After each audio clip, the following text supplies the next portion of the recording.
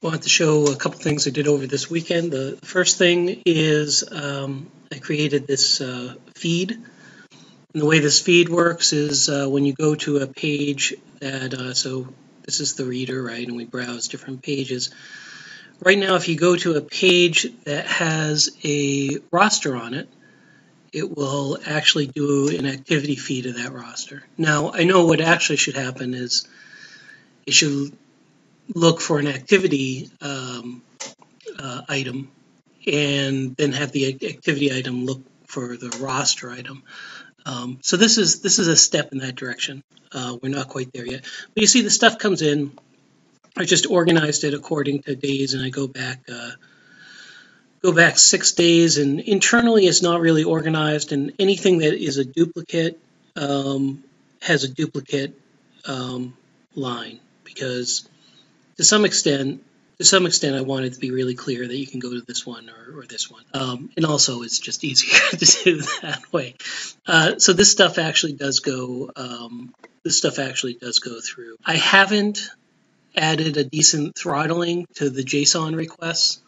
After the first pass, of course, most of those come back 304s and don't really tax the server. But initially, when it does hit, it does fire off an awful lot of requests to all these servers. And I should figure out a way to throttle that in a smart way. I could probably use Paul's help thinking that through. All right, so you can go to any of these pages, etc., etc., and of course, as always, this tracks where you are. Now, the other thing I added was this editor. So we had that share and edit. So just to remind you, if we go and we edit, we get this how to edit page, which comes from this Wiki site. And then we can edit, and the edit here is on Wiki. But if we set the editor, say we want to edit this, and say the site I own is journal.hapgood.net.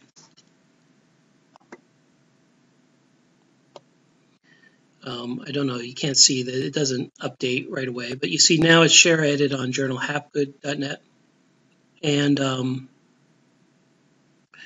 if we go and we decide we want to edit any of these pages, say we want this here, well, that's not a great page. Let's get one that we actually want to share.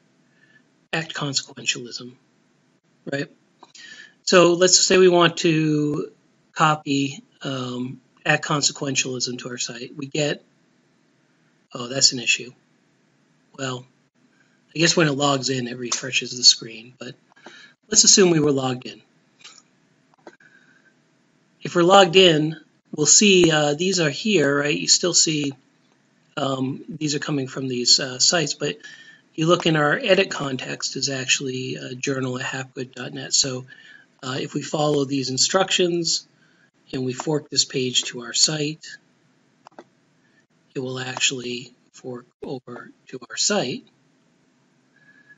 And then we go here, we should see, let's see if it's cached or if it's going to come back. Yeah, act consequentialism. This stuff is not internally ordered, again, just because it comes back in this asynchronous way. I should probably internally order it. And that's the way it goes. So part of the idea is multiple people could use this to browse their sites, and they would never have to remember, oh, I got to pull this over to my own site, because their context is being stored here in local storage for the site. And of course, you can reset that to whatever you want, a different one. Or if you enter nothing, it will go back and it'll just default to this open Wiki site where you can play around with it. So that's how far I got this weekend. And really, I'm kind of thinking about this in terms of, maybe this could be a class hub. So the students are working on their own sites using the editor. But in showing it to external audiences, we would share this site here as what the class has produced, and then we don't have to go into a explanation for people of the interface so that they can read the thing. They can just read it. At least that's the idea so far. And of course, as we mentioned last time, if there are links here that follow through to different sites, this one here, for example, will go to machines.hapgood.net, even though we were just on journal.hapgood.net. Right, so we still are able to browse the Federation. Next steps, I don't know.